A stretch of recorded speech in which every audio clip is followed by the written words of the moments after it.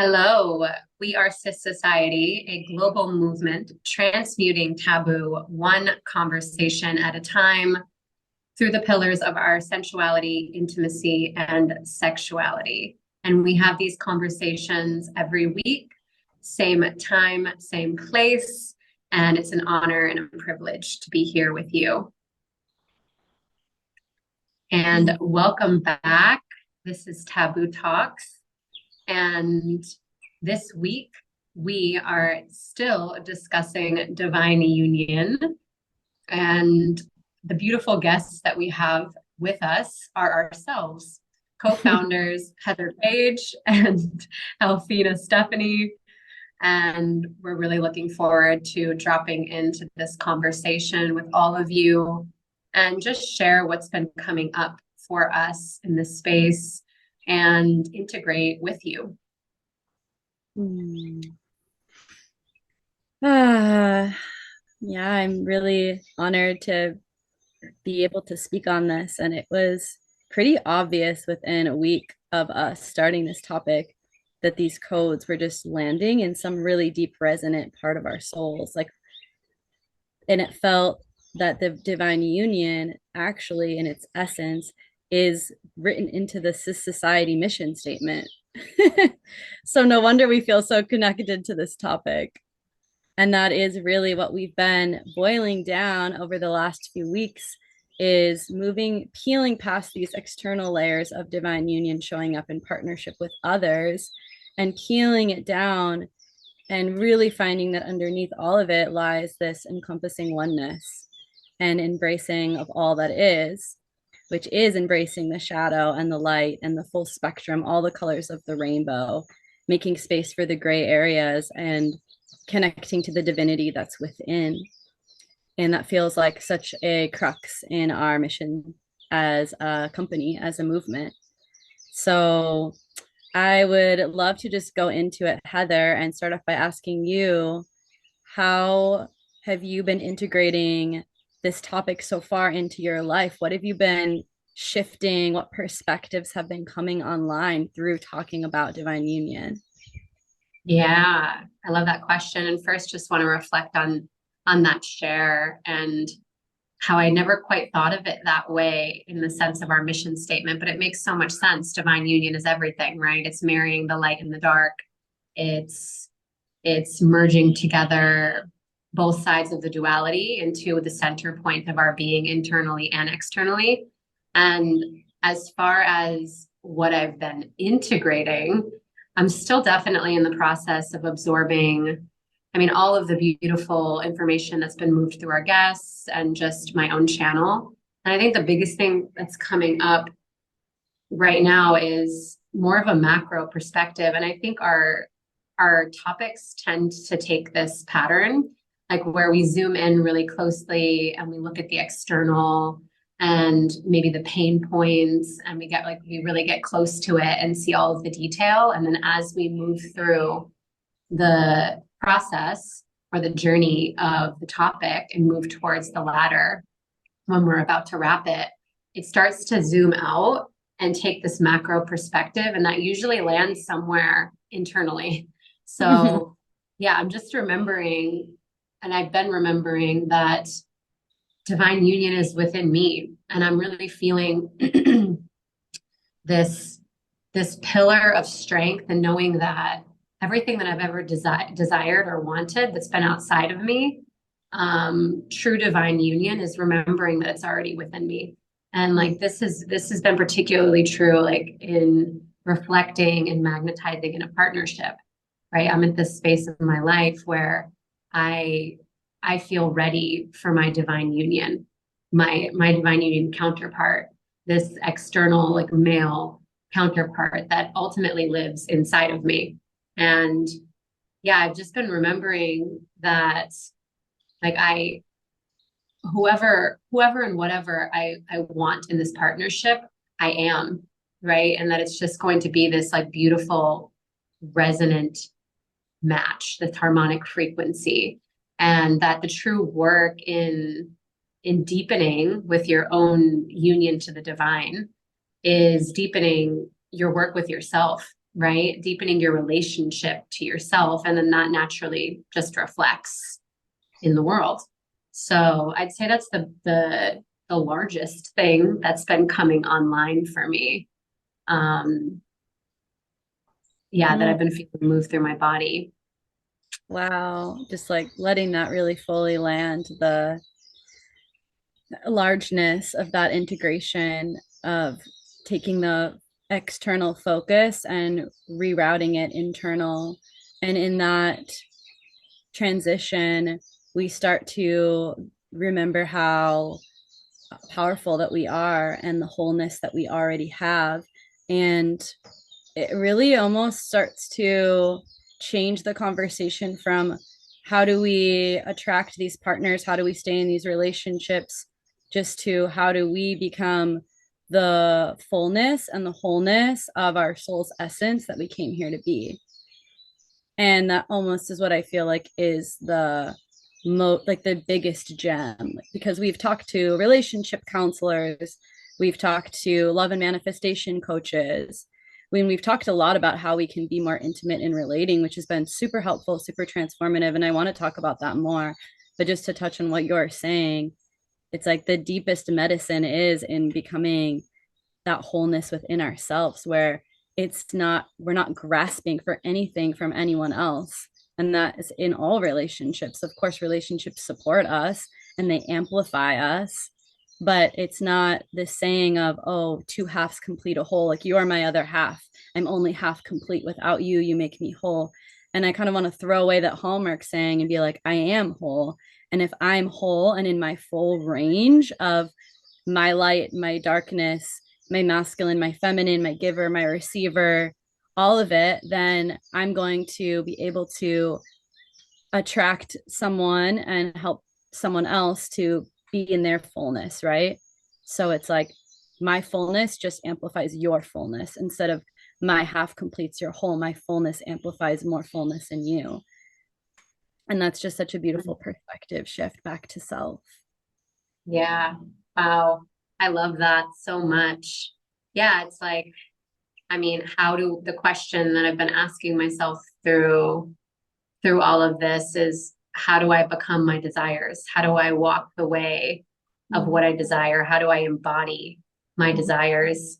And like remember that they've always been within me. And this came up recently in my DJ course, actually, this concept of our desires not being something that we consciously call in. Like our desires are buried deep within us.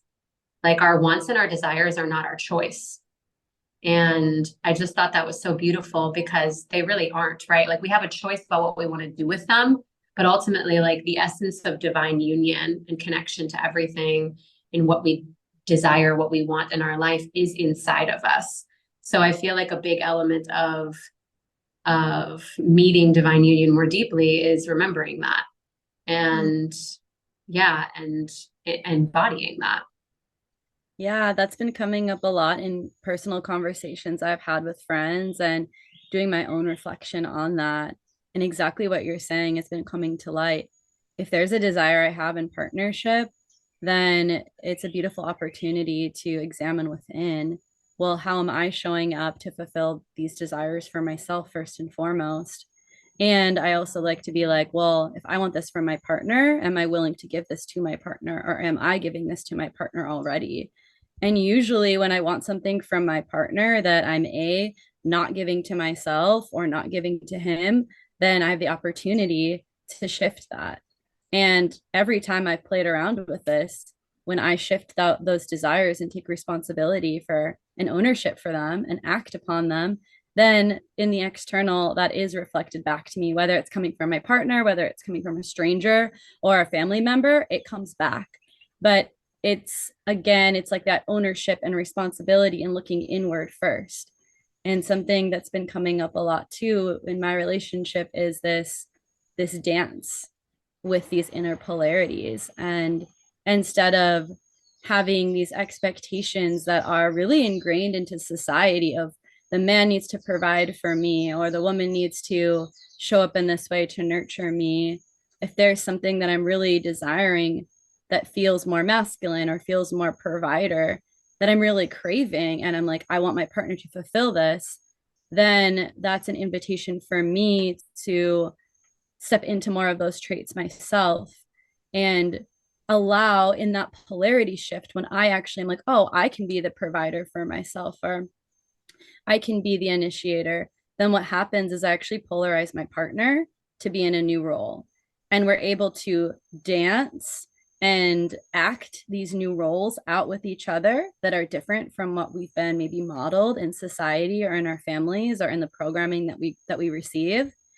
And that just allows so much more freedom and releases us from expectations of these societal normal roles, and actually opens up so much more range for the fullness of our experience in the relationship dynamics to really evolve and have so much more texture and richness, because we realize that we can be it all, we can do it all, we can take turns, we can move back and forth, and it can be this really fluid, flowy masterpiece that we're co-creating together. And it keeps the relationship dynamics more exciting, it keeps them more fresh. And then it also reminds you that there's nothing outside of yourself that you need from your partner. And if you feel that way, use your partner's strengths as inspiration. For example, if I'm like, oh, I want my partner to provide for me, I want him to make the money for me. Well, what is my partner doing to make money and be a provider that I can learn from? What codes does he have that I'm desiring to embody for myself? Instead of saying, you need to give me the money, how about you teach me your codes?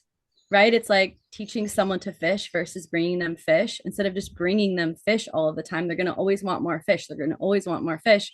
But if you teach them how to fish, then now they're sovereign, they're independent. And now I can fish for you too, babe. And now maybe you can try in a different role and that I'm teaching you. So that's been coming up a lot. And even just in a small way of holding my partner, like sitting behind him and holding him and caressing his head. How often do we in relationship, we as the feminine want to be held? We want to be the little spoon, right? And it feels so good. And I'm like, wait, like men want to be the little spoon too. Men want to be held too. Men want to be nurtured, and men want to have their hair stroked lightly. And of course they do. And it allows them to soften and it allows them to receive. And it creates a new way of not only embody and showing up in embodiment in relationship, but then when we take on these different roles, then we're able to see each other in different ways. So now he's able to see, wow, I see you're masculine, I see you're provider, I see you're initiator, and I trust you more, I have more respect for you. And now I see, oh, you're able to soften, you're able to receive, you're able to nurture. I feel safer with you. I feel like I'm able to connect in my heart more with you. So it just, there's so many benefits to this. And I really do believe that when we create that union within, then we open up the full spectrum of ourselves to show up in relationships with anyone in our lives. And it just adds so much. Yes. Yes, we get to be the big spoon and the little spoon. And I think the most important element of what you were speaking into, which I love, is that we get to be masters of all of our archetypes. And that requires a certain level of consciousness, recognizing that we, like in this divine union space, are many things. And if we're unaware of that, we're being kind of pulled in these different directions at different times with, we're unaware and we're kind of overwhelmed, we're drowning in the mix of it. But when you can say like, I am a mother, right? Like I am the mother archetype. I am the lover archetype. I am the masculine archetype. I am like the true divine feminine archetype. Like then you can begin to recognize what's needed at a certain time and step into that role powerfully. It's like when your partner's sick and they need support, like you have the opportunity to step into that mother archetype and be a caretaker. And yeah, it's like the when we first decided to do this topic, I just saw like divine union, like masculine, feminine, right? And that almost feels like it's doing it a disservice, because if we are everything, we are everything. We're all of it. And how do we come into radical acceptance of all that we are, the shadow, the light, like you were speaking into before, and all of these different pieces of ourselves, and consciously be like dancing with them, working with them, utilizing them, calling them forward, like putting one to sleep when it needs to be put to bed. And just like, it really is this divine dance of everything. Mm. Yeah. And something came through before, the word divine.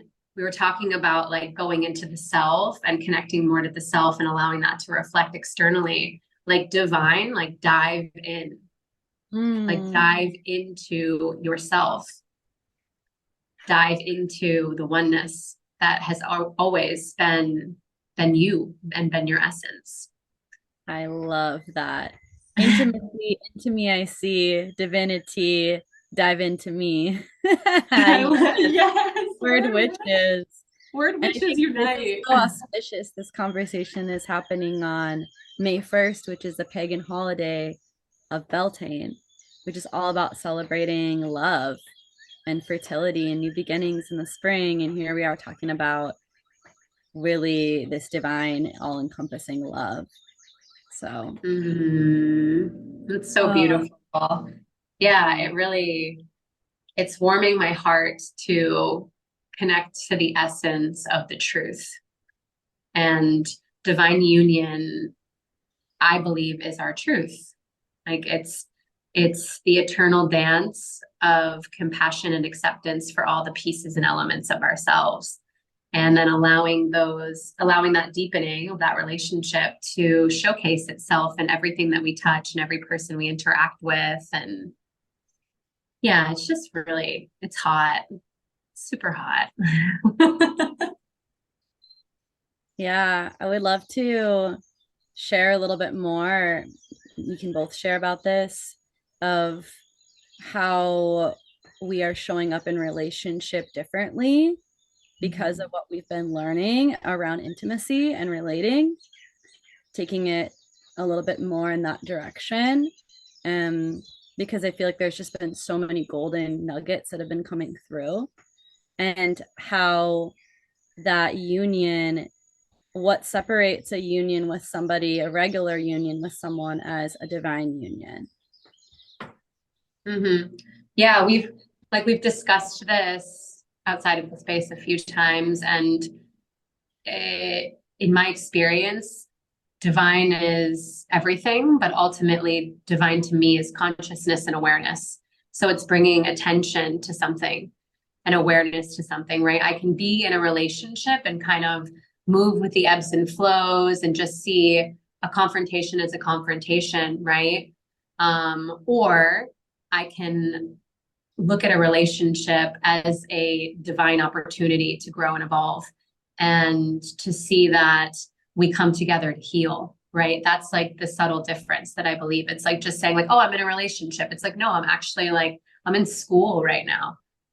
Like that's coming online too for me right now. And I just want to double click on that a bit more, that yeah, we're in this curriculum. And the more that we can accept that and remember that, then everything is a teaching, and everyone is a teacher. We are teachers, we are students, and we're serving one another constantly. And yeah, I'm curious what your, through all of this, definition is of divine union in the space of a partnership and then someone who isn't in a partnership. Like what's been coming alive for you in that realm? Yeah, just to reflect on what you were saying, there's such gold in that. And Delphina touched on this as well, that all of our relationships are truly divine unions and have been. But what separates it now is that we're consciously aware that we're in the curriculum, that we're in the dance, that we're in the union. We have the consciousness. So just bringing the consciousness to that field inherently restores its divinity. And it also reminds me of a post that I saw last night on the internet that was said something along the lines of, when you're labeling something as sacred or not sacred, you've already lost the meaning of what it is, because everything inherently is sacred. Everything inherently is divine. So just zooming out and having that kind of lens and definition, then that would mean that every relationship is a divine union relationship. when we remember that it is. Girl, that is like, that's a mic drop. That's a mic drop moment. Yeah, like, and that's the thing. It comes to awareness, and consciousness, I believe, is like gathering more awareness. And in order to reach new levels of consciousness, we have to move through these relationships where maybe we are in the dark. We don't have the tools. We don't have the awareness. We don't have, we just don't, we don't know because we haven't been through it. And as we move through these spaces with our parents, our friends, our lovers, with our bosses, with that person on the street that pissed us off, like we gather information that allows us to reach the remembrance that it's always been divine, that like everything has been orchestrated for us our entire life to bring us to this exact moment, right? Like every decision you've made, every turn, every wrong turn you thought you made led you here. So can we remember that it's literal perfection, it's mathematical perfection. Yeah, it's all divine. Even those moments that feel super shitty, like you're saying, or triggering. And I'm just seeing this triangle that's in constant circulation of God, source, consciousness, divine, whatever we want to call it. And then me or you and another person, whoever these people that were always circulating, the energy is always circulating. And most of our lives, we've just been looking at it like a straight line, like it's just me and this person, me and this person. But when we remember that it's always us, this person, and this higher orchestration, this higher force that's going on, and it's actually not a straight line, it's always been a triangle, that's when we elevate out of just union to divine union. Yeah, it's literally like this triangle is coming, it's coming to me so strongly, even in the sense of like our sexual organs, right? Like you look at the ovaries and the connection to the yoni, like it's a triangle. You look at the heart in connection to the ovaries, it's a triangle. You look at the lingam in connection to the testicles, it's a triangle. Like these codes are built into our body. That's potent. In triangles, you know, that number three, the 3 points are all about manifestation and moving forward and action and momentum. And it's like that arrow, it's like a play arrow where things are just happening and moving in front of us. So yeah, to answer your question and to kind of come back into relationship, your question was around relationships or not being in a relationship.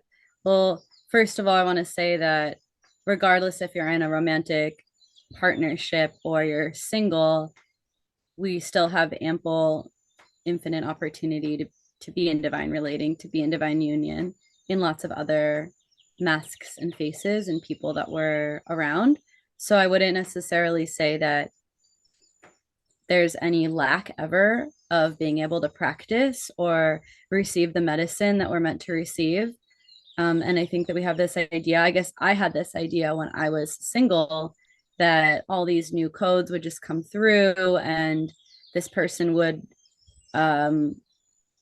basically trump my other relationships in some way. And although there are very unique, specific, powerful codes that come through my partner, I'm looking back and now in my life and I'm realizing that these codes and these lessons and these medicines are always coming through. They're coming through our connection. You know, they're coming through the connection with my brother. They're coming through connection with people that I'm meeting. And so I want to kind of almost reframe that as in like divine union. You're already in divine union. And there is just going to be a different angle or a different perspective that's going to come in when you are in that romantic partnership, but to trust that all the messages and medicines are available for you now. They're available for you now, and whatever the universe wants to bring to you isn't going to just be like pushed back because this person isn't here to bring it to you yet. It's going to come through in infinite other ways. So for anyone listening, that's just something that I would have wanted to hear when I felt like I was just really craving and desiring that divine union, just realizing I'm already in so many beautiful divine union connections all of the time. And in terms of actually being in a partnership, I would say that now that I have this new conscious awareness and I'm with a partner who also has this conscious awareness that we are in service to God, Goddess, we're in service to something higher than ourselves, then we are able to really show up with this deeper level of trust and surrender and openness to how that's going to unfold. And there seems to be a lot less anxiety and attachment and expectations than I've ever experienced in any other relationship. There's a lot more ease and a lot more patience for the unfolding of it. And there's something that I really wanted to share about this, but I guess what is your question in specific around being in partnership so I can answer you more specifically? I mean, I feel like you answered it. Like I hear, I was asking if you thought there was a difference between a romantic divine union partnership and every other every other type of divine union connection in our lives. Like if there's Yeah. a differentiation between the two for you. So it's like, it's kind of two answers. Like part of me is like, there is no difference because it's all divine and it's all partnerships and we're all equal. But then this other part of me is like, well, it is different though, because I am physically sexually intimate with this person and am really emotionally vulnerable and open and honest with this person and let this person see me in different ways than I let most people see me. And we have these joint visions together and joint dreams together, right? So there is a difference. And I do feel that when we meet these certain really significant people in our lifetimes, that instead of looking at like it is hierarchical, like this person's better than everyone else in my life, we can look at it as like this person is more in resonance with where I am right now than most other people in my life. And that's almost what I feel like it is. It's a science of resonance.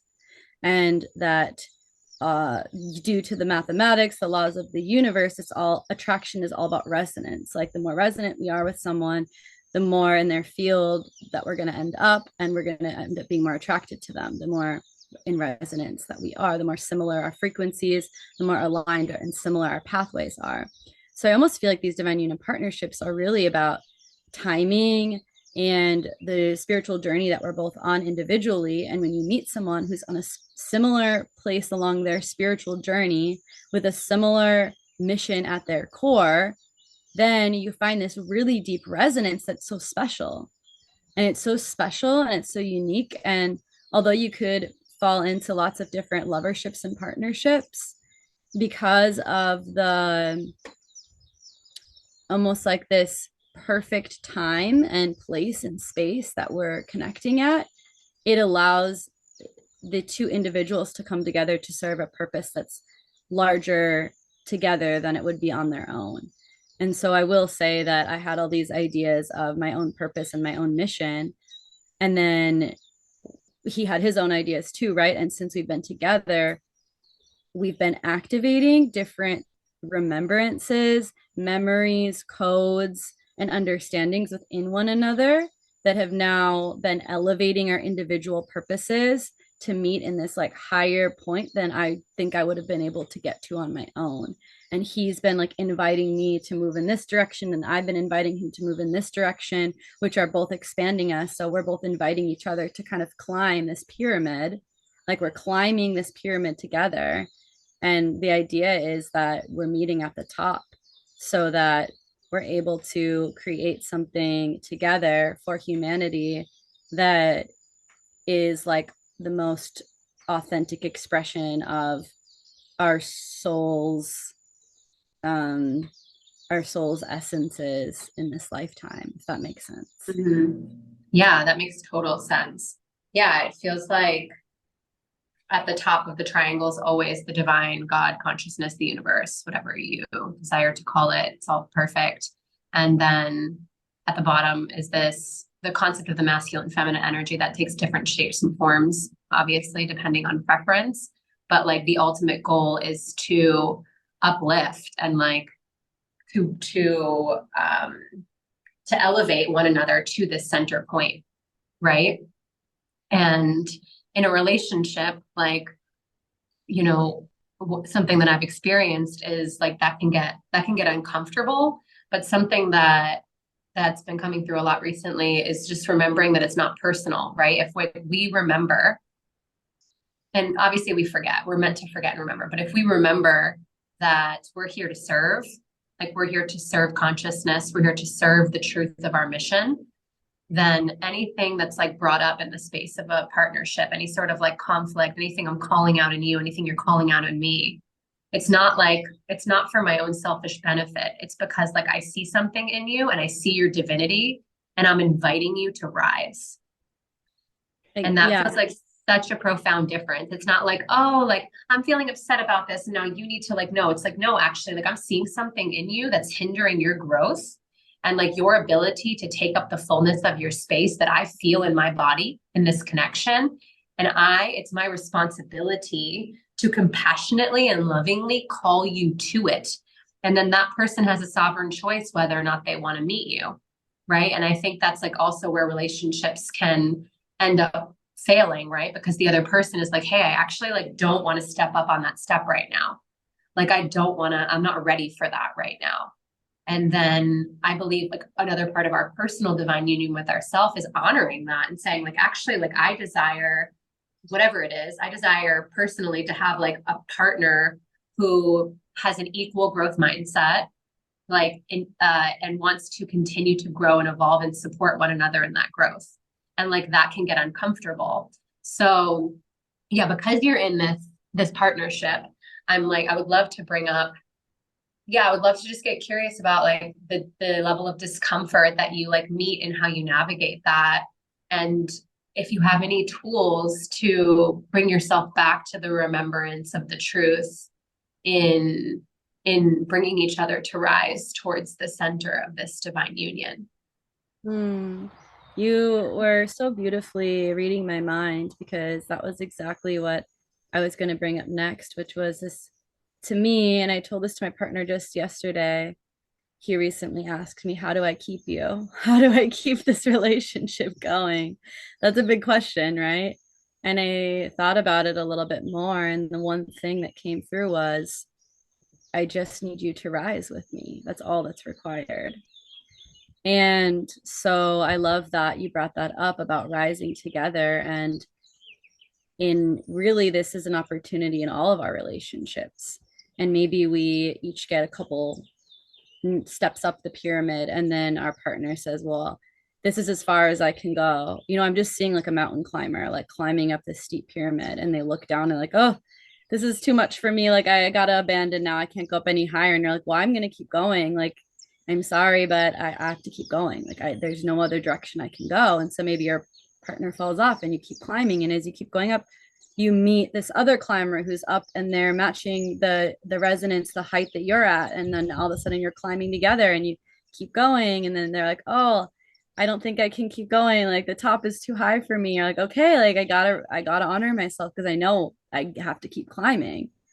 And right, so now like this idea that we're continuing to climb, and for me I believe that's what makes a successful long-term divine union partnership, is the ability for both partners, even when it's scary, especially when it's scary, especially when it's triggering as fuck, to continue to put one foot in front of another and trusting that you are doing it together. And so you do have this safe, secure, trustworthy person who's going to hold you through that, who you're, when you climb, you have those carabiners and ropes, right? There's security in numbers. There's security when you have someone else to tether you. So it's like we're tethered. Let's keep going all the way to the top. And then eventually at some point, I mean, I don't know if it ever really like becomes like, oh, this is the final destination.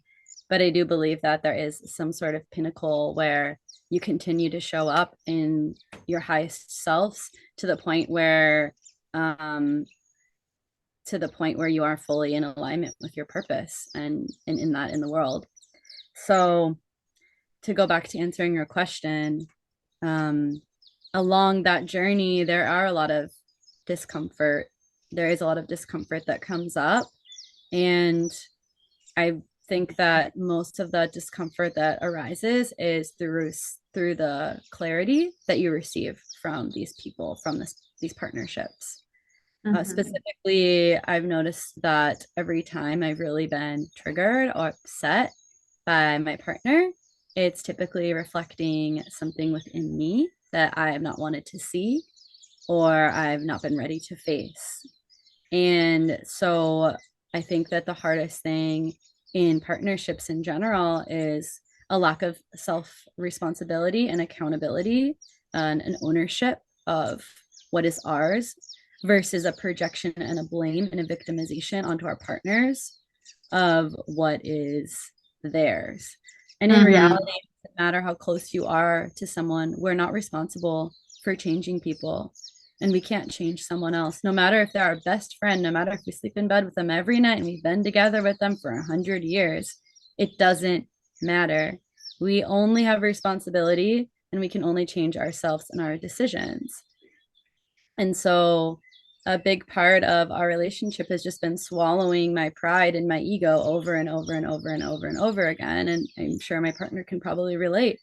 And softening enough and lowering my defenses enough, which I'm still working on.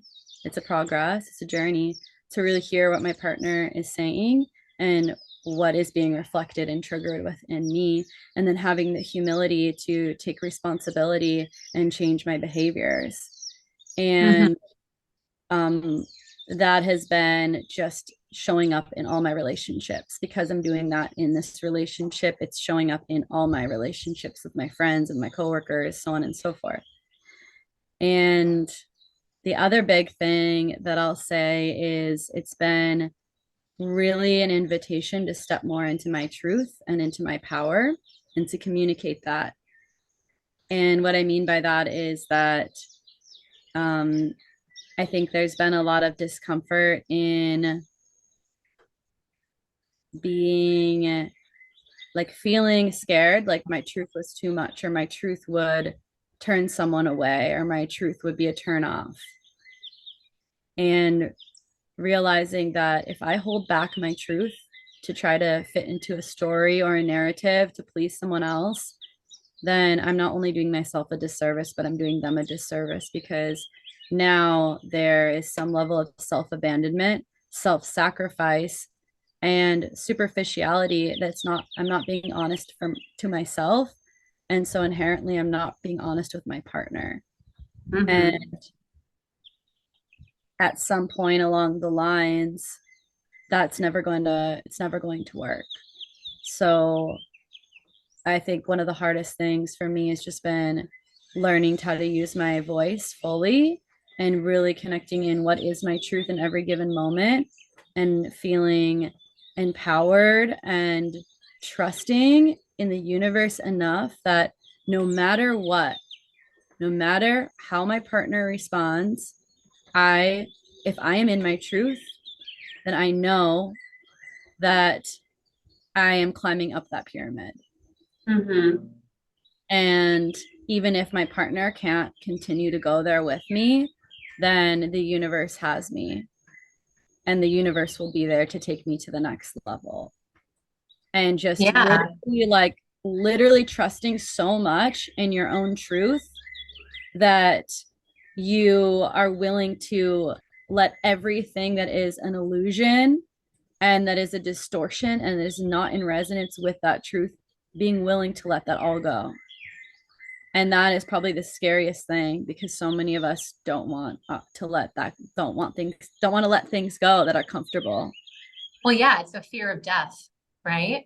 Like not sharing our truth. Like we begin to ask ourselves the question, why are we not sharing our truth? Well, firstly, like ultimately, if I'm not sharing my truth with my partner, it's because I don't think that they can handle it. And ultimately, when that reflects back to me, I don't think that I can handle it. And what truth does is a catalyst for change. And that can shift the shape of relationships and friendships. And recognizing that our truth is so powerful and so safe that no matter what happens through that truth sharing, that everything will be okay. That the truth, you hear it all the time, right? The truth will set you free. I used to say it all the time, and now I actually understand it. Like the truth liberates. right? If I'm in a partnership that's not fully aligned and I'm not speaking into it, like I am in a cage and they are in a cage of my delusion. Mm-hmm. So by speaking my truth and saying like, hey, this doesn't feel fully resonant and aligned right now, I don't only liberate myself, I also liberate them Mm-hmm. to release them to connect with a more resonant match, a more resonant frequency. And then I give myself the gift of doing the same. Mm-hmm. And yeah, like with this like Aries season, like truth has been hot. Like it's been flowing through me like lava.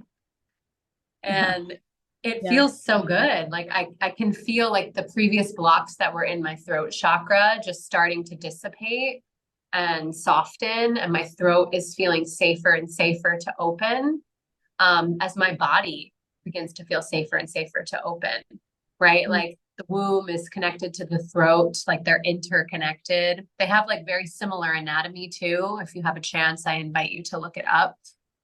Um, but like everything in me is opening and softening and feeling safe to allow like the truth to move through.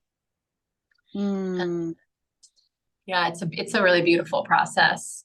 Yes. Oh, yeah, I feel that there's this surge on the planet of the divine union really activating within everyone, meaning women are feeling more confident and brave to take up the space to speak their truth, to be in their power, to be seen, to lead. And simultaneously, men are feeling safer to surrender, to open, to trust, to lean into the heart. And it's just creating this beautiful experience of liberation in all ways, in all directions. And yeah, something I wanted to just add to around these divine union partnerships of like a fun way of understanding them for me anyway. Like you were talking about curriculum in school, and I really feel like with these partnerships that we are in for, I'm not going to say forever, but these longer partnerships, these deeper partnerships that we enter into, it feels like we've almost made these agreements before. Like, okay, we're going to do this together because I'm going to be, I'm just, I'm going to be your one of your biggest teachers, and you're going to be one of my biggest teachers. And in that process, we're going to trigger each other, we're going to upset each other, and we're going to be brutally honest with each other. And it's not always going to be easy, but we understand that if we continue to deflect and avoid the truth that's being reflected to us, then we will continue to meet it. And we will continue to meet it in different faces, wearing different masks over and over and over and over again. And so, do we want to continue to repeat that lesson with different people? Or do we want to just find this person that can go to that depth and reach that height with us, who is equally as determined and equally as devotional to truth as we are, and who's able Uh-huh. to meet us, who's able to meet us in that radical self responsibility, and who's able to rise with us. And so, again, coming back to resonance, it's like connecting with another soul who is as devoted to their rise as you are devoted to your rise, and who's willing to do that dirty work, do that shadow work with you, and not just to run away when it gets too hard or uncomfortable. And really, to me, that's more of what I see divine union really being, is the those relationships that are willing to go the distance are the ones that are willing to, yeah, just move beyond the surface and really do the work that is required, and willing to show up in devotion to the relationship, because showing up in devotion to the relationship is really just a reflection of you showing up in devotion to your own journey of Mhm. ascension. Yes. Preach, sis. Yeah, something that came through in what you were sharing is just like the importance of our ability to manage our fears and our shadows, right? And like if if someone is presented with something that's too uncomfortable and they run away from it, like the fear and the shadow for me is like the Lady Death story in Women Who Run with Wolves. Also, if those of you listening haven't read the book, I highly suggest, or at least just read the Skeleton Woman. This concept of like all of us carry like life and death, right? And death just isn't physical death. It's like the death of an outdated narrative, the death of a cycle, the death of a pattern, the death of a job, the death of like a home, like we're consistently dying in these little ways. And it's so incredibly important to have the ability to be able to manage our fears and to manage death. And because it's going to be there no matter what, right? Like if you ultimately feel uncomfortable in a relationship and it's challenging you too much and you don't feel like rising and you leave, like you are going to be presented with that same curriculum in another shape and form. Like you cannot run away from it. Like everywhere you run, you'll find yourself there. So I think it's like, obviously like we get to take care of ourselves and like hold ourselves true to our needs, wants, and desires in the space of a partnership and make decisions that feel good for us. But like for those of you listening that maybe are in partnership, just beginning to ask yourself that question. Like, am I managing my fears? Like, am I managing my shadows? And how is that taking shape in this relationship? Like, what am I resisting? Whatever I'm resisting in them, I'm resisting in myself. And the longer that I resist it, the more it will meet me in other ways. Like maybe you won't meet that curriculum with your partner, but you'll go into work and there'll be some sort of confrontation that has a similar texture and energetic frequency to that call to rise that you were given, or that curriculum that you were called to with your partner.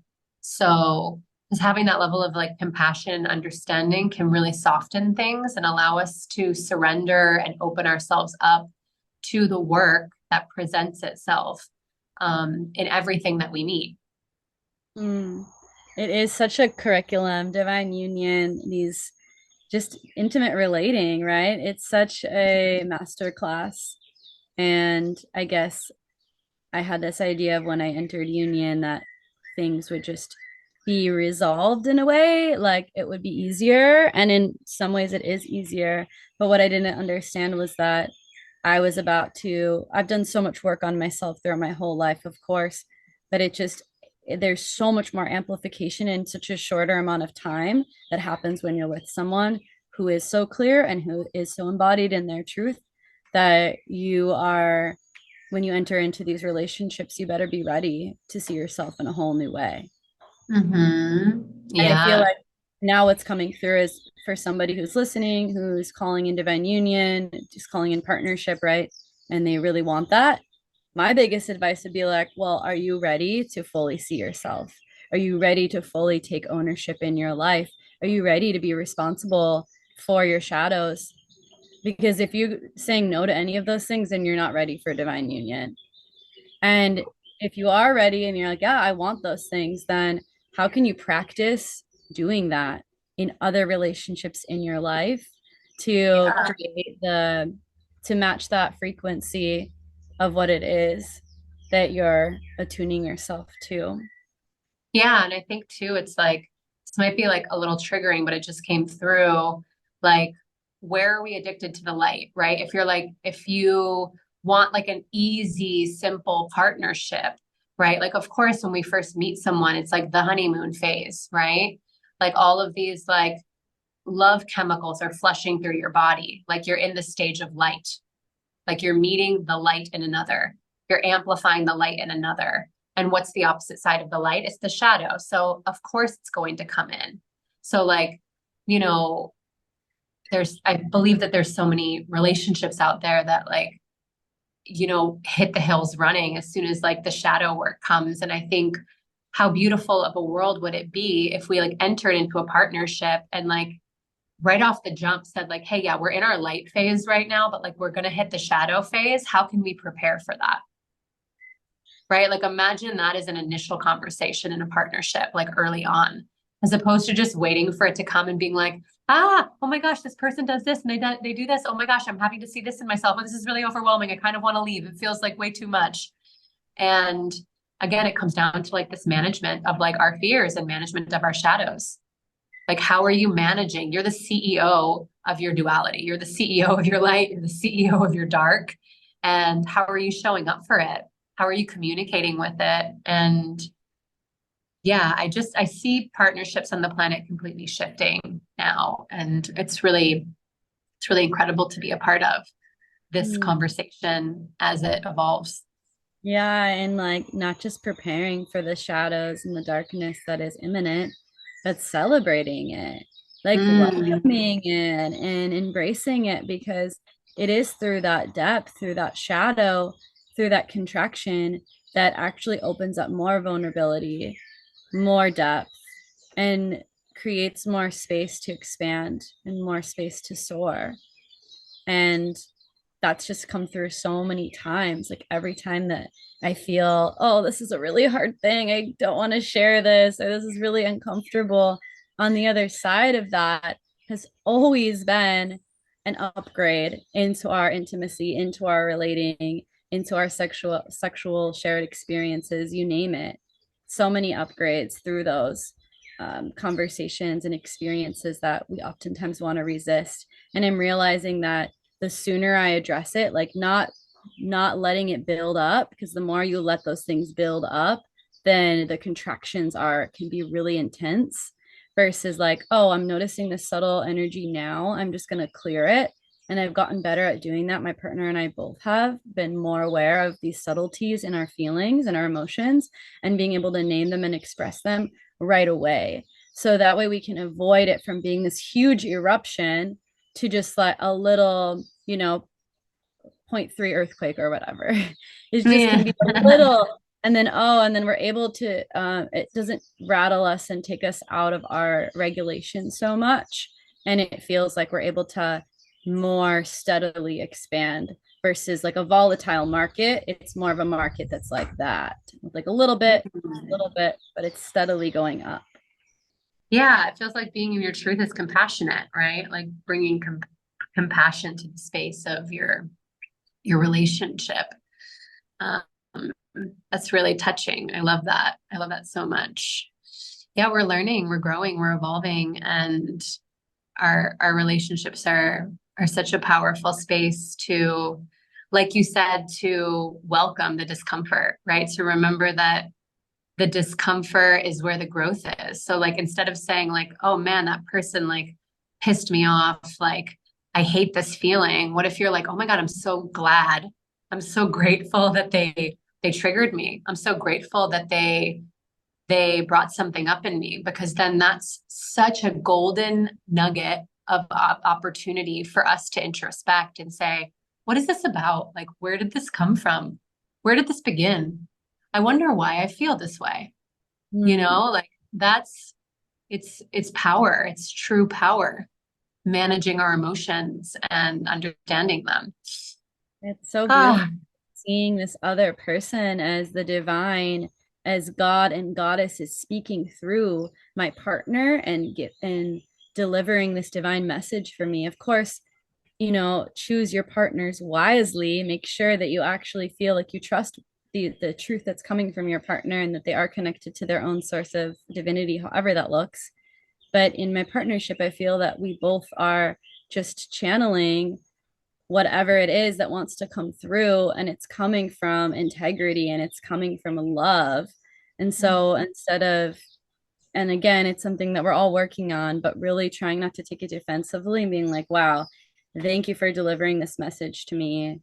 Now I understand. Now I can integrate it and see myself in a new way that maybe I wouldn't have ever seen, or maybe it would have taken me twice as long to see it, and three more relationships of neglecting to see it. But now that you're just clearly just speaking your truth to me, I have the opportunity now to actually hear what you're saying, integrate it, and make a different decision based off of that. And mm, how much of a gift and a blessing is that? such a gift. Discomfort is such a gift. Yay. I used to be in this leadership group, and they talked about this a lot, discomfort. And at the end of almost at the end of every call, they would say, I wish you discomfort. And like at first I used to feel so triggered by it, because I was like, no, I want to feel comfortable, and like I want to feel like ease and grace and softness all the time. And as the course went on, like I began to really understand the beauty in it. Like we grow through these spaces of the contraction, right? So welcoming the contraction with open arms and an open heart and just being like, hey friend, what do you have to teach me today? Let's do it. Persian with the contraction. Yep. And then it Amen. becomes less and less contracted. It's like the pleasure and pain. The more that we label it as pain, then and pleasure, then we're polarizing those reactions in our bodies based off of the way that we're organizing them in our mind. But what if we looked at the contraction as like we conversed with it, like contraction, it gets so sexy, and we just like allow ourselves to actually just like embrace it and feel it and flow with it so that we physically, psychologically experience it in a different way that feels a lot less resistant and a lot less traumatic or painful. And we just see it as an inevitable upgrade. It's an Yes, it's a invitation to upgrade. It's an literally. invitation to level. And the more we resist it and label it as this like contraction, like a negative thing, then that's going to be more of our reality with it. But the more that we welcome it and celebrate it as just an inevitable part of climbing the pyramid, then we get to dance with it, and it becomes a lot softer and gentler and easier each and every time. I believe that. Yeah, yeah, I believe that too. Remembering why we're here. Like why did we as souls come into human form?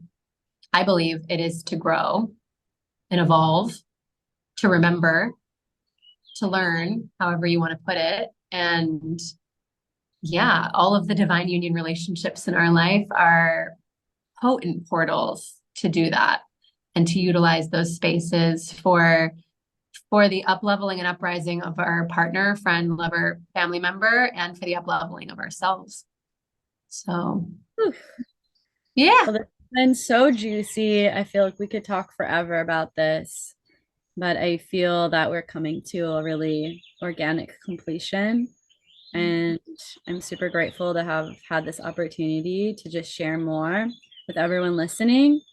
And hopefully, this helps you to understand really the heartbeat of how we are creating this community, SISociety, and getting to know us a little bit more on a personal level. And hopefully, there's been some sort of codes and nuggets for you to integrate into your life that resonated. And we really welcome even more personal outreach and questions. So, yeah, Heather and I are very much open books. So please reach out to us individually as well if you want to deepen this discussion. Yes, I was just going to say that we would love to talk to you. And if you want to join this conversation, if you resonated with or took something away from this conversation and you want to have more conversations like this, we have a private global WhatsApp community where we dive more deeply into these topics. Message either of us. We're both on Instagram, DM us, and we would love to get you in on the conversation. And if you're listening to this on Spotify podcast, please subscribe. Your support means everything to us and allows us to keep having conversations like this. Share it with someone you think might resonate. Post it on your Instagram. Like, we love a good tag at SISociety World on Instagram. If you're listening and watching on YouTube, again, subscribe and share.